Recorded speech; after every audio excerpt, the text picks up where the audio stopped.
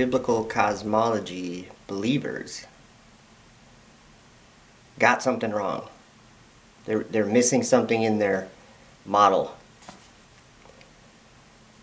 So I want to go over it.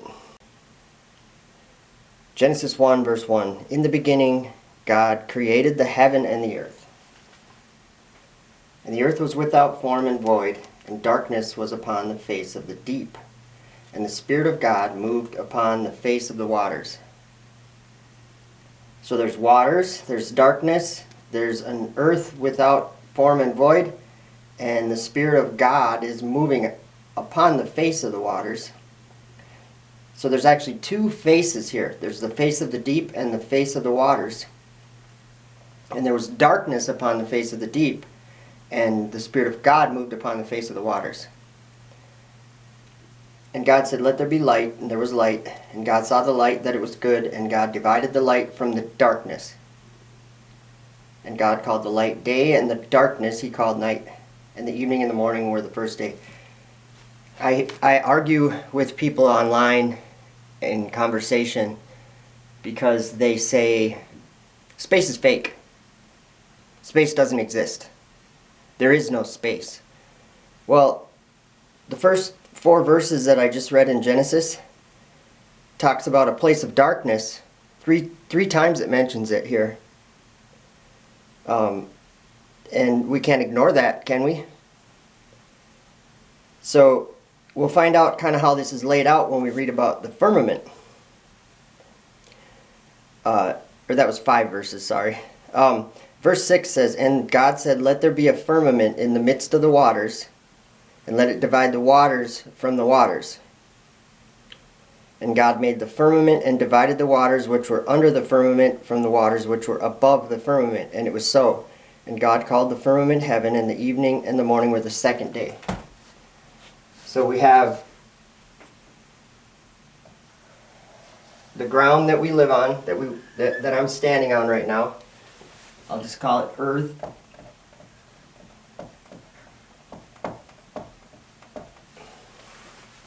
And it's stationary, obviously. And then we have, let me get a blue marker. Then we have, call this the air or the sky, whatever you want to call it.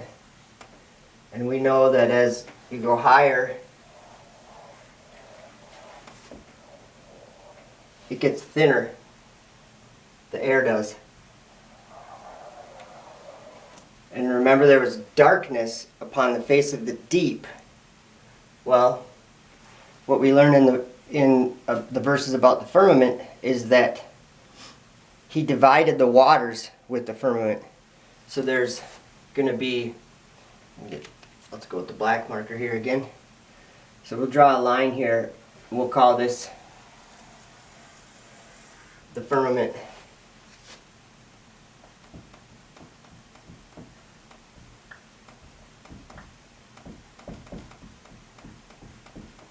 And then we'll go like this. Because remember, the Spirit of God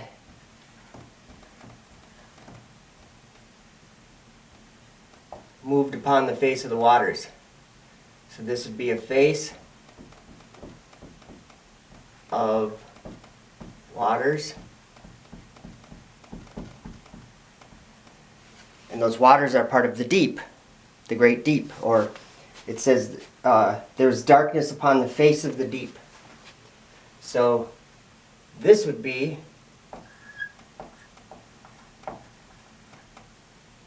face of the deep.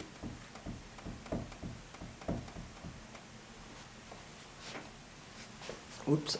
And then we have the earth was without form and void there. And then we'll read on. God said, let the waters under the heaven, so the waters under the heaven, sorry, I lost my place. Let the waters under the heaven be gathered together unto one place, and let the dry land appear. So we'll do that. We'll make some dry land appear.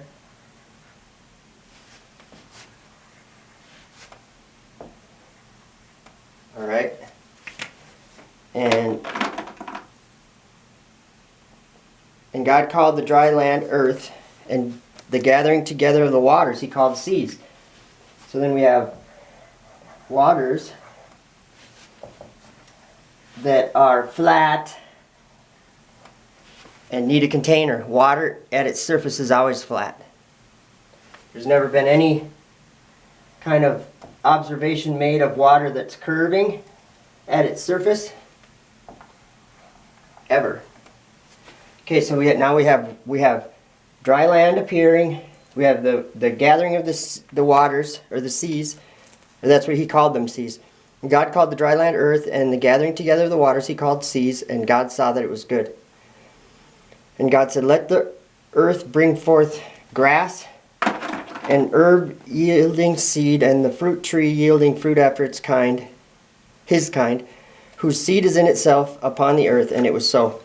And the earth brought forth grass and herb yielding seed after his kind, and the tree yielding fruit, whose seed was in itself after his kind.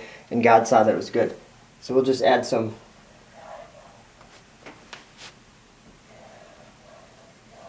green there. And God saw that it was good. All right. Then, in the evening and the morning were the third day. And God said, let there be lights in the firmament of the heaven to divide the day from the night, and let them be for signs and for seasons and for days and for years. And let them be for lights in the firmament of the heaven to give light upon the earth. And it was so. And God made two great lights, the greater light to rule the day, and the lesser light to rule the night. He made the stars also. And God set them in the firmament of the heaven to give light upon the earth, and to rule over the day and over the night, and to divide the light from the darkness. And God saw that it was good. And the evening and the morning were the fourth day. So we have up here in the firmament. Now, the firmament is dark waters. And I should actually...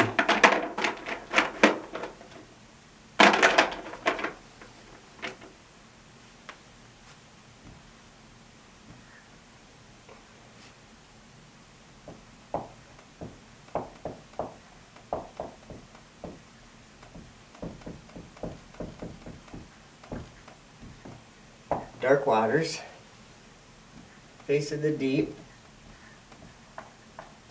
Okay, so this is darkness.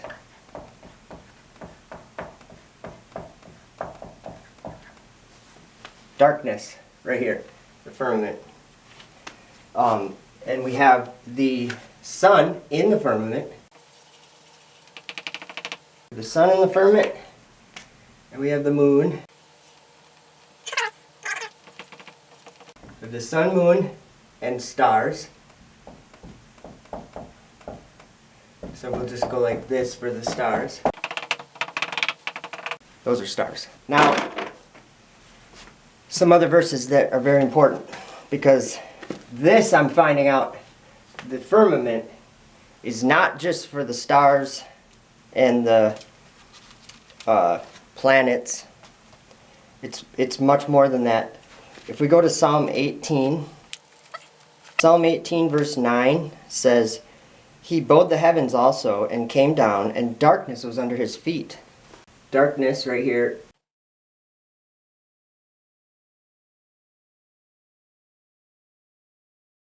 So darkness under his feet. Darkness under his feet. And then also in verse 11, or I'll read 10 too. And he rode upon a cherub, he did fly. Yea, he did fly upon the wings of the wind. So he flies up here. He made darkness his secret place. His pavilion round about him were dark waters and thick clouds of the skies. So, dark waters, we already got that there. So this is God's secret place, the firmament. God's secret place, dark waters, firmament. In Psalm 102 verse 19 it says, "For he hath looked down from the height of his sanctuary. From heaven did the Lord behold the earth." So up here, he looks down from up above. Psalm 150 verse 1 says, "Praise ye the Lord. Praise God in his sanctuary.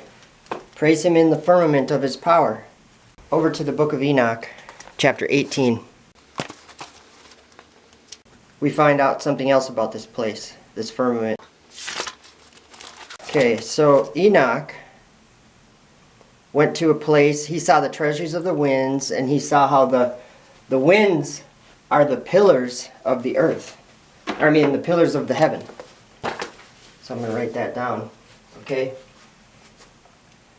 The four winds, let's see, I'll write it right here. Four winds are I'll just make them like pillars. The four winds, pillars. And I'll read that verse for you in just a moment. It says here, chapter 18, verse 2, it says, "And I saw the cornerstone of the earth. I saw the four winds which bear the earth and the firmament of the heaven. I saw how the winds stretch out the vaults of heaven and have their station between heaven and earth. These are the pillars of heaven." Now in verse 11, we learn something that I never would have expected. "And I saw a deep abyss with columns of heavenly fire, and among them I saw columns of fire fall, which were beyond measure, alike towards the height and towards the depth. And beyond that abyss I saw a place which had no firmament of the heaven above, and no firmly founded earth beneath it. There was no water upon it, and no birds, but it was a waste and horrible place. I saw there 7 stars, like great burning mountains. And to me, when I inquired regarding them, the angel said, 'This place is the end of heaven and earth. This has become a prison for the stars and the host of heaven.'" So, that again is the firmament. Because it says, I saw there 7 stars, like great burning mountains. God put the stars in the firmament, remember? So, I'm actually going to erase some of my stars so I have more room to write here. 7 transgressing stars, because he says those stars didn't obey the commandment of the Lord in the beginning of their rising. And he was angry with them because they didn't come forth at their appointed times.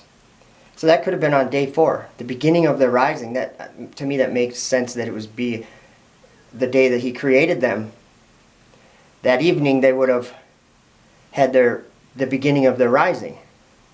But they didn't come out at their proper time, and so he was wroth with them and bound them till the time when their guilt should be consummated, even for 10,000 years. So we have 7 imprisoned planets. Prison for stars and host of heaven. Prison for stars and host of heaven. Right there, the firmament, the darkness. They're imprisoned under chains of darkness. And there's a couple verses I'll read here to verify that. In the book of Jude, verse 13 says, "Raging waves of the sea." See, these are dark waters. The firmament, it has dark waters and thick clouds of the skies. So it says, "Raging waves of the sea, foaming out their own shame. Wandering stars, to whom is reserved the blackness of darkness forever." So this is the blackness of darkness. It's a prison. So what I'm going to do is I'm going to make some prison bars so we don't forget that it's a prison. prison for the planets and the stars. And we learn something else about this same place. In chapter 19 of Enoch, the very next chapter, we learn that there's something else in here too. And Uriel said to me, "Here shall stand the angels who have connected themselves with women, and their spirits, assuming many different forms, are defiling mankind, and shall lead them astray into sacrificing to demons as gods. Here shall they stand till the day of the great judgment, in which they shall be judged till they are made an end of." We also have the Genesis 6 angels, we'll call it. In Genesis 6, they came down and took human wives. They're imprisoned up there too. And just for clarity, if you go to Enoch chapter 10, you hear about these fallen angels, that the Genesis 6 angels, they took human wives. Well, you hear about them being buried in the valleys of the earth, in the earth itself, like down here, for 70 generations. But after that, they were let off to this abyss. Now, that's something we're going to talk about, is why would the abyss be above the earth? How can a bottomless pit be above the earth? There's a very clear reason why it can. And we'll go over that. But I want to just show you in Enoch chapter 21, 2 chapters later, Enoch sees this place again and describes it again, much the same. Verse 3 in chapter 21, "And there I saw 7 stars of the heaven bound together in it, like great mountains burning with fire. For what sin are they bound? And on what account have they been cast in hither?" Uriel said, "One of the holy angels who was with me and was chief over them said, These are the number of the stars of heaven which have transgressed the commandment of the Lord and are bound here till 10,000 years. The time entailed by their sins are consummated." The last verse in the chapter 21 says, "This place is the prison of the angels, and here they will be imprisoned forever." So this is a prison for the angels, both Genesis 6 angels and the planets. It's a place of darkness, under chains. Let me read 2 Peter 2, verse 4. Oops. It says, "For if God spared not the angels that sinned, but cast them down to hell, and delivered them into chains of darkness, to be reserved unto judgment." So, that's, again, the Genesis 6 angels. And there's another verse in Jude that gives us that information again, too. I think it's verse 6. "And the angels which kept not their first estate, but left their own habitation, he hath reserved in everlasting chains under darkness, unto the judgment of the great day." So, this place is a lot of things. Now, Isaiah,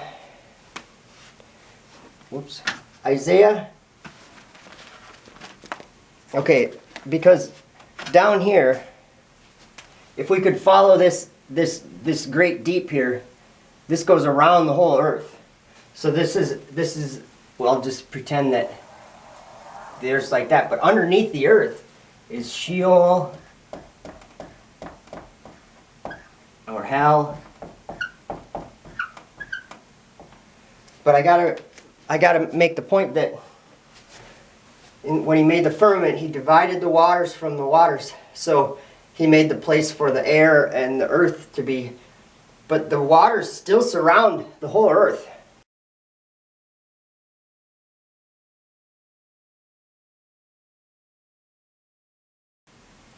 This darkness surrounds the whole earth, and it's connected. So these waters are connected with the firmament. And in Isaiah chapter 14, verse 9, Isaiah 14, verse 9 says something very interesting. It says, "Hell from beneath is moved for thee to meet thee at thy coming." Hell from beneath is moved for thee, to meet thee at thy coming, at God's coming, at the return of Jesus. It stirreth up the dead for thee, even all the chief ones of the earth. It hath raised up from their thrones all the kings of the nations. So that's an interesting verse. I believe these waters are connected, and in the time of the end, Sheol and the evil spirits in Sheol become excited because they are anticipating the return of the Son of God. And they get excited and they come up here and they wait to devour the woman's child. The dragon's up here, waiting to devour. Okay. So how in the world, let me make sure this is still recording. Okay, good. How in the world could this be a bottomless pit? How could the firmament be a bottomless pit? Let me erase all of this.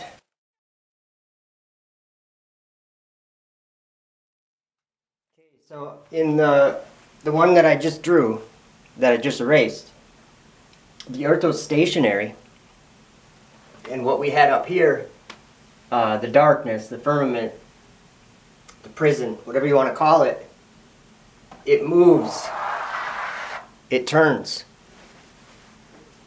There's a star in the center.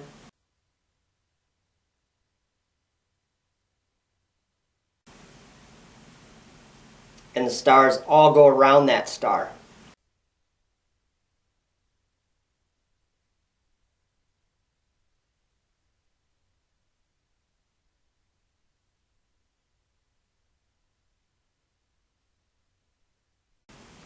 And that's actually, I can find that in the book of Enoch really quick.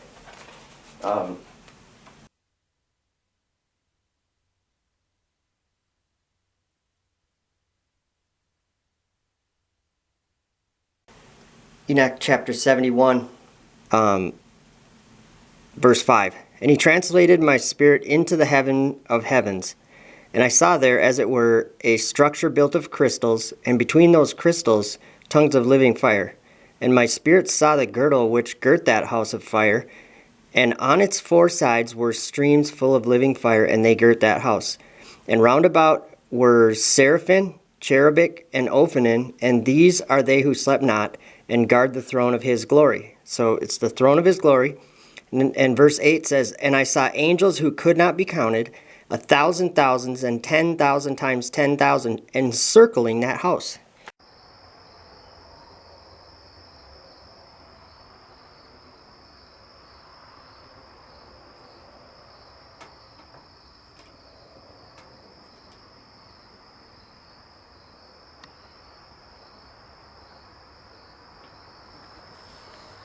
And behold, a door was opened in heaven.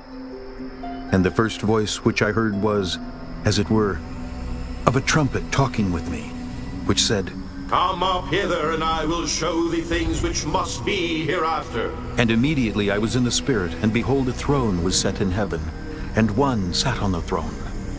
And he that sat was, to look upon, like a jasper, and a sardine stone. And there was a rainbow round about the throne, in sight like unto an emerald, like a jasper, and a sardine stone. And there was a rainbow round about the throne, in sight like unto an emerald, like a jasper, and a sardine stone. And there was a rainbow round about the throne, in sight like unto an emerald. So I'm pretty sure that house is the North Star. Or because all the stars encircle that house. So why would I say that this would be, let me write it down here, a bottomless pit? So how could hell be moved from beneath to above the earth? Does that make any sense? It didn't to me at first, but it will to you in a minute.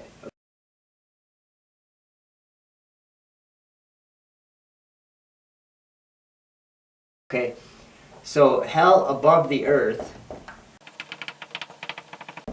which is actually darkness, and we struggle against the rulers of that darkness, of the darkness of this world. That's we've been talking about darkness this whole time. So now we have to talk about the globe.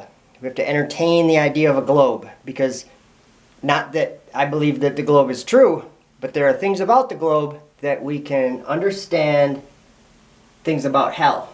So let's just start simply with a globe, okay? So on a globe, it's spinning. This, if this was a globe, it would be spinning, right? Whatever, you get the idea. Launching rockets. On a globe, if you're launching a rocket, you're going to go up till you get out of the thicker atmosphere, and then you're going to start going like this. That's what you're going to do. That's what rockets do. That when they launch, they go up, and then they go horizontal. And they go horizontal parallel to the surface of the earth.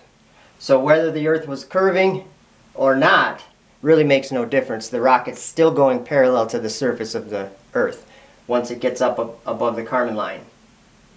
So it's going this way. So I'm going to erase this and redraw it because I'm going to just draw the top. Okay, so let's just say that this is the top there that I just drew. Okay, so you have a rocket, and it goes up, and then it goes like this. Now, I'm not trying to argue that there's a globe or curvature, because there's not. But in their minds, it's going like this, right? So, and basically, it's going to continually, anything they put up there is going to continually go around this fake sphere that doesn't exist, right? Well, in this model, they have to get orbital velocity sideways. And that's about 18,000 miles an hour.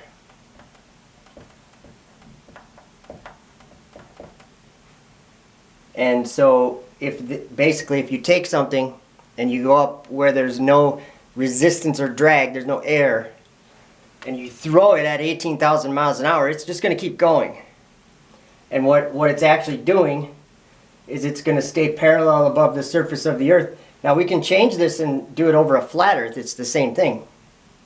But see, they're counting on their God in the center here, gravity. Because it's all going towards the center of this sphere. So as this goes around, it's being pulled this way, but it'll never connect because it's going fast enough that it'll never connect. So that makes sense if you believe you're on a globe. That's what would make sense, okay? Now, I'm going to erase this in a minute because what's actually happening is, if you look at the astronauts on the space station, they're floating. They're in an environment where they're not feeling this downward gravity. But that's because they're moving at just the right speed to balance out the gravity, which means that they're in a essentially zero gravity environment.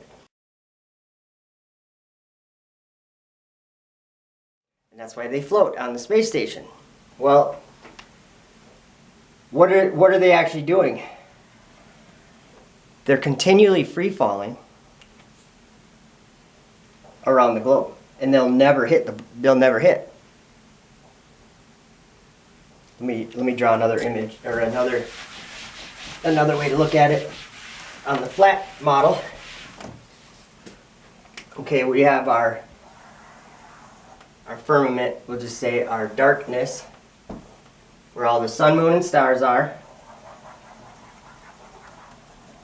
And remember, if I could draw a big circle, the center point here would be that crystal house we just read about, or it'd be the North Star. We could call it the North Pole. And this is turning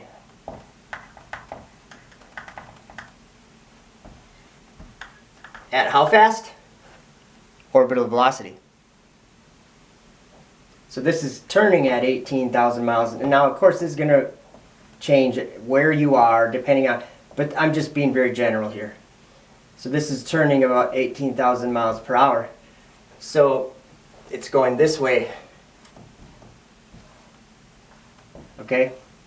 Very fast. So if we're down here on the Earth and we launch a rocket up, if we go in here, there's no physics the way that they say there is. That's why they're in a zero-G environment, is because there's a lack of physics. They aren't in a place that is terrestrial like we are. The firmament is celestial. It's part of heaven. And so as that firmament turns, they get inside of it somehow. I don't know how. They get inside of it, and then their little space station, little beast, just sits and continually turns with the firmament. That's called the path of the angels. We looked at that in chapter 18 of Enoch. There's the path of the angels. Where are we? One more page. So the path of the angels. I'll read about it here. Okay, it says, okay, I saw, this is verse 4, I saw the winds of heaven which turn and bring the circumference of the sun and all the stars to their setting. I saw the winds on the earth carrying the clouds. I saw the path of the angels. I saw at the end of the earth the firmament of heaven above. Okay, so clearly, what is a bottomless pit?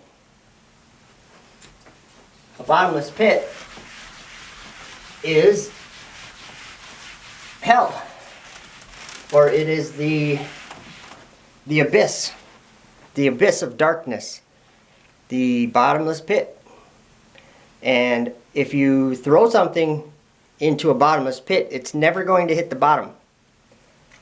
Now, on their globe, their hell-bound globe, when they launch a rocket and they reach orbital velocity, they're in a bottomless pit. They're never going to hit the bottom. They're going to sit and free fall eternally, continuously, perpetually. Free falling forever into darkness.